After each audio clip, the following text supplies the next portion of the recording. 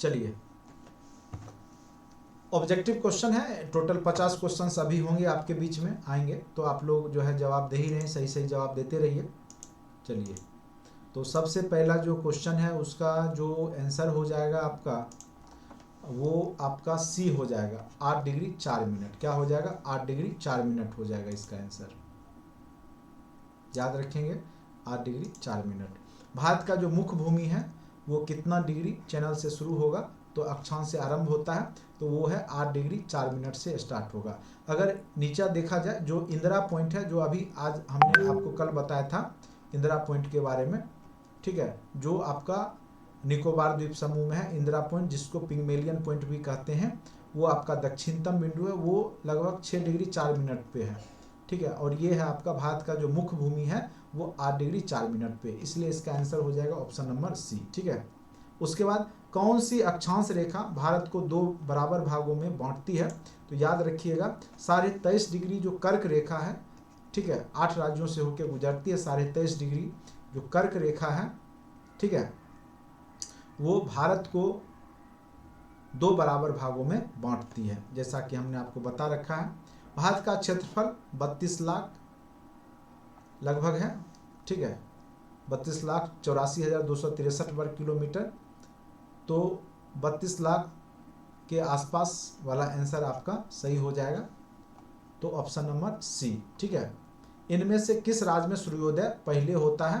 तो याद रखिएगा, सूर्योदय सबसे पहले कहाँ पे होगा? तो अरुणाचल प्रदेश में सूर्योदय, चूंकि सबसे पूर्वी राज्य कौन सा है, हमने बताया था आपको, अरुणाचल प्रदेश। मैकमोहन रेखा किन 2 देशों के बीच में एक जो है सीमा रेखा है, अंतर्राष्ट्रीय सीमा रेखा? तो मैकमोहन रेखा जो है भारत और चीन के बीच में अंतर्राष्ट्रीय सीमा रेखा है, तो इसका आंसर क्या हो जाएगा? ऑप्शन नंबर सी हो जाएगा। भारत का कौन सा पड़ोसी देश सबसे दक्षिण में स्थित है? तो भारत का वह पड़ोसी देश कौन सा है जो सबसे दक्षिण में, इनमें से कौन सा है? तो हमने बताया था, जैसे ये भारत है, ठीक है,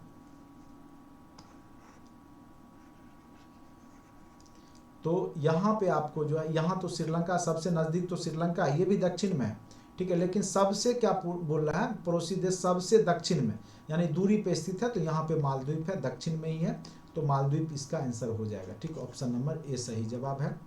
भारत में कौन सा कथन सही है? भारत का दक्षिण भाग गोंडवाना भूमि का एक खंड है, ये भी सही है। दक्षिण भारत की अधिकतर चट्टानें रूपांतरित हैं, ये भी सही है। दक्षिण पठार की औसत ऊंचाई 400 से 900 मीटर, ये भी सही है। यानी इसका आंसर क्या हो जाएगा आपका? 1 से अधिक। इनमें से कौन सा कथन सही नहीं? भारत के तटीय भाग में संकरे मैदान मिलते हैं, तटीय भाग में संकरे मैदान मिलते हैं। भारत के उत्तरी भाग में जलोढ़ मिट्टी मिलती है। हिमालय की पहाड़ी भाग भारत का सबसे पुराना भूखंड है, ये गलत है। हमने बताया था कि भारत का जो दक्षिण वाला पार्ट है, प्रायद्वीपीय पार्ट, वो सबसे पुराना पार्ट है, ठीक है। तो आप लोग भी तेजी से जवाब देते रहिएगा। चलिए नेक्स्ट क्वेश्चन पे आते हैं। थार मरुस्थल कहाँ स्थित है?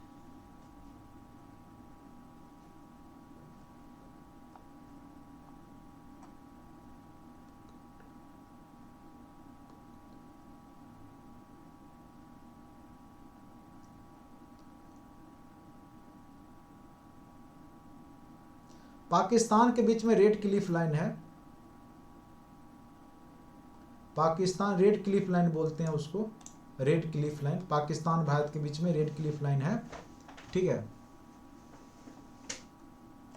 थार मरुस्थल कहाँ स्थित है? तो अरावली, हमने बताया था, कल भी बताया था, रेगिस्तान जब पढ़ा रहा था, तो जैसे ये अरावली पर्वत श्रेणी है ना, तो इसके पश्चिम में आपका रेगिस्तान है, ठीक है।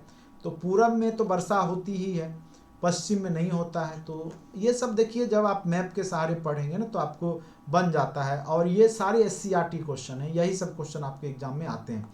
भारत के उत्तरी मैदान का पूर्व पश्चिम विस्तार कितने किलोमीटर है? तो देखिए, भारत का उत्तरी मैदान का पूरब से पश्चिम, जैसे ये भारत हो गया,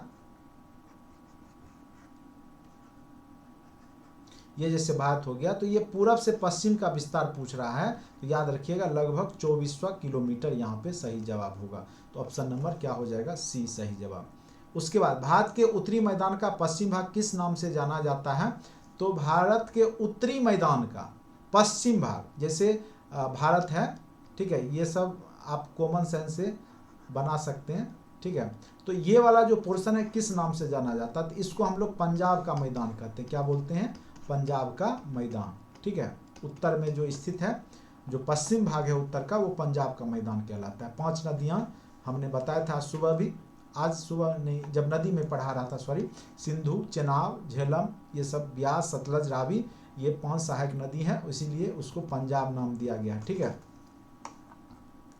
तो ये क्या कहलाता है? पंजाब का मैदान। ब्रह्मपुत्र मैदान की लंबाई कितनी है? तो ये याद रखिएगा, ब्रह्मपुत्र मैदान की जो लंबाई है लगभग वो टोटल आपका लगभग 600 किलोमीटर है। कितना है? तो 600 किलोमीटर आपको ब्रह्मपुत्र के मैदान की लंबाई है, ठीक है। तो ये आपको याद रखना है, कितना किलोमीटर है? तो 600 किलोमीटर है। उसके बाद नेक्स्ट क्वेश्चन आप लोग भी बनाते चलिए तेजी से, सारे क्वेश्चन अब आप लोग बना लेंगे, ठीक है। मेघना बताया था हमने, जब गंगा और ब्रह्मपुत्र मिलती है संयुक्त रूप से जो है बंगाल की खाड़ी में गिरने से पहले क्या कहलाती है? तो मेघना कहलाती है। तो 13 नंबर क्वेश्चन का आंसर क्या हो जाएगा? मेघना क्या है? तो दक्षिण पश्चिम की ओर एक नदी, दक्षिण भारत की नदी बिल्कुल नहीं, गंगा ब्रह्मपुत्र की संयुक्त धारा को ही मेघना कहा जाता है, जब वो बंगाल की खाड़ी में गिरती है और एक डेल्टा का निर्माण करती है, जो विश्व का सबसे बड़ा नदी डेल्टा है, सुंदरबन नदी डेल्टा, ठीक है। तो इसका एग्जैक्ट आंसर 13 का क्या हो जाएगा आपका? ऑप्शन नंबर बी, ठीक है। उसके बाद 14, सतपुरा का सबसे ऊंचा भाग हमने बताया था धूपगढ़ की चोटी है। कहाँ पे है? तो मध्य प्रदेश में है, ठीक है। सतपुरा का सबसे ऊंचा भाग जो है धूपगढ़ की चोटी है, वो कहाँ पे स्थित है? तो याद रखेंगे मध्य प्रदेश में। उसके बाद खंभात की खाड़ी कहाँ स्थित है? तो याद रखेंगे खंभात की खाड़ी जो है कक्षकारण के सामने आपको गुजरात में देखने को मिलेगा। खंभात की खाड़ी कहाँ पे है? तो गुजरात में। जैसे ये भारत का नक्शा हम बना दें, ठीक है, तो ये आपको यहाँ पर देखने को मिलेगा खंभात की खाड़ी। कहाँ है? तो गुजरात में है। इनमें से कौन हिमालय की श्रेणी है? पटकोई, शिवालिक, किरथर। तो हमने बताया था आपको श्रेणी है, तो शिवालिक जो है आपका जो लघु हिमालय का ही पार्ट है शिवालिक, ठीक है। तो इनमें से कौन हिमालय की श्रेणी है? तो याद रखिएगा 16 का आंसर हो जाएगा ऑप्शन नंबर बी, शिवालिक। क्या हो जाएगा answer? Option number B, Shivalik, जो कि लघु हिमालय का पार्ट है शिवालिक, और बिहार में जो पश्चिम चंपारण में है वो भी शिवालिक का ही पार्ट है। इनमें से कौन सा कथन सही? ढाल के अनुरूप गमन करने वाली नदी को अनुगामी नदी कहते हैं, ये भी सही है। भारत की कुछ नदियां ढाल के अनुरूप नहीं है, ये भी सही है। भारत की कुछ नदियां पहाड़ के को आर पार बहती है, ये भी सही है। तो यानी इसका आंसर हो जाएगा ऑप्शन नंबर डी, 1 से अधिक। 17 का आंसर क्या हो जाएगा आपका? ऑप्शन नंबर डी, 1 से अधिक। दो नदी द्रोणियों को अलग करने वाली भूमि को क्या कहा जाता है? तो उसको जल विभाजक कहा जाता है। जो दो नदी द्रोणियों को अलग करती है, दो नदी द्रोणियों को अलग करने वाली जो भूमि होती है उसको हम लोग जल विभाजक कहते हैं, ठीक है।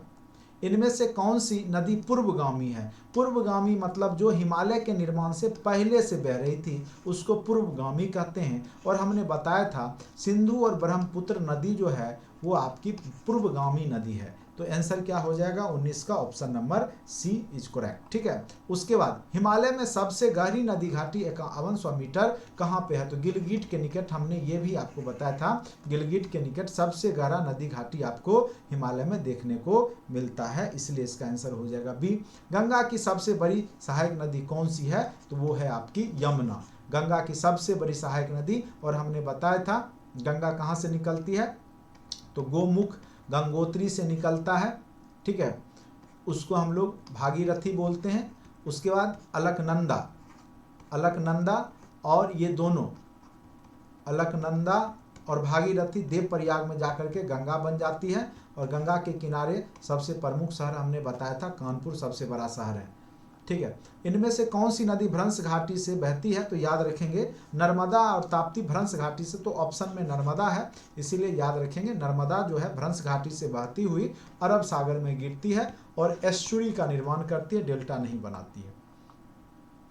इनमें से देखिए वही क्वेश्चन पूछ दिया, इनमें से कौन सी नदी अपने मुहाने पे डेल्टा नहीं बनाती है? तो इसका एग्जैक्ट आंसर क्या हो जाएगा? जो भी अरब सागर की ओर जाएगी नदी वो अपने मुहाने पे डेल्टा का निर्माण नहीं करती है, ठीक है। आप लोग क्या क्वेश्चन बना रहे हैं, समझ में आ रहा है?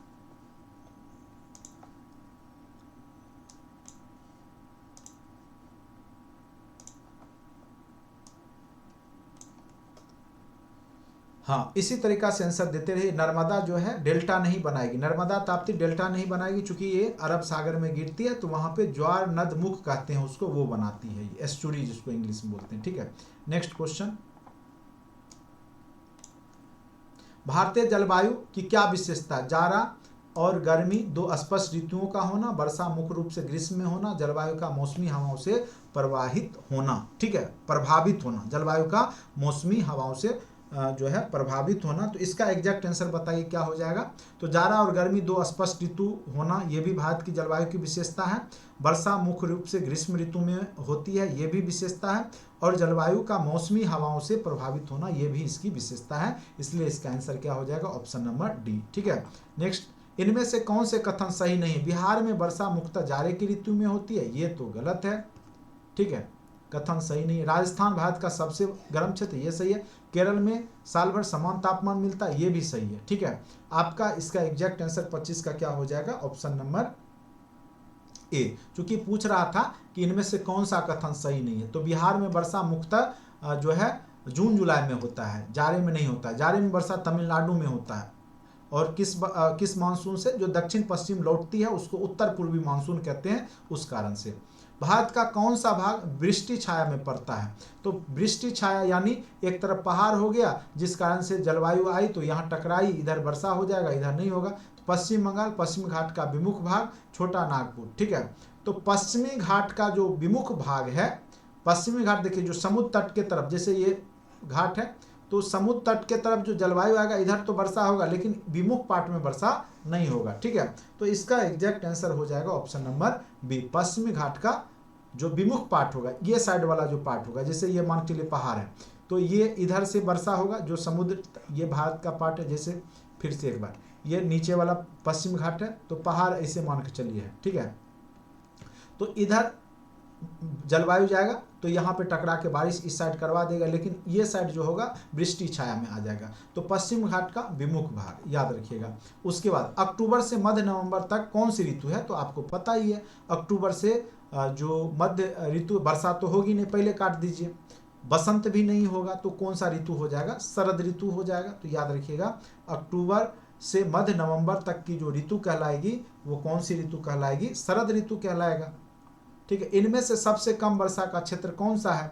तो पंजाब हमने बताया था, पंजाब, पश्चिमी यूपी, हरियाणा, इसमें बहुत कम वर्षा होता है। ये सब क्वेश्चन बीपीएससी का पूछा हुआ क्वेश्चन है। ठीक है, गर्मी के दिनों में सबसे अधिक तापमान जो है कहाँ मिलता है? तो आपको कहाँ पे मिलेगा? तो जो राजस्थान का पार्ट है, जोधपुर, वहाँ पे सबसे ज़्यादा गर्मी पड़ेगी, तापमान उच्च होगा। तो याद रखिए इसका आंसर क्या हो जाएगा आपका? जोधपुर। भारत में औसतन कितनी वर्षा होती है? तो हमने बताया था 120 से 125। अगर ऑप्शन उसके नज़दीक है 118 तो इसको हम लोग क्लिक कर, 320 तो संभव ही नहीं है भारत में। ठीक है, तो इसका आंसर क्या हो जाएगा? Option number A. ठीक है, 30 का क्या हो जाएगा आपका? Option number A. उसके बाद नेक्स्ट क्वेश्चन, इनमें से किसके द्वारा प्राकृतिक, चलिए ये हो गया। ये आपका टोटल जलवायु तक के ऑब्जेक्टिव क्वेश्चंस को भी हमने करा दिए। ठीक है, तो उम्मीद करते हैं कि आपको समझ में आ गया होगा। सारे क्वेश्चंस बहुत आसान से क्वेश्चंस यहाँ से आपके एग्जाम में पूछे जाते हैं, तो ज़्यादा परेशान नहीं होना है। जो मैंने बताया आपको तो थोड़ा सा एक बार देख लीजिएगा। और बिहार का जलवायु वाला चैप्टर जरूर अच्छे से पढ़िएगा। यहाँ पे क्वेश्चन बिहार के जलवायु से निश्चित रूप से आपके एग्जाम में पूछेगा, जो कि आपके बिहार वाला कंटेंट में ये ज्योग्राफी अभी हमने बताया है पेपर 1 के लिए, उसमें बिहार की जलवायु के बारे में अच्छे से हमने बताया हुआ है। ठीक है, तो उसको आप लोग देख लीजिएगा एक बार। उम्मीद करते हैं आपको ये समझ में आ गया होगा।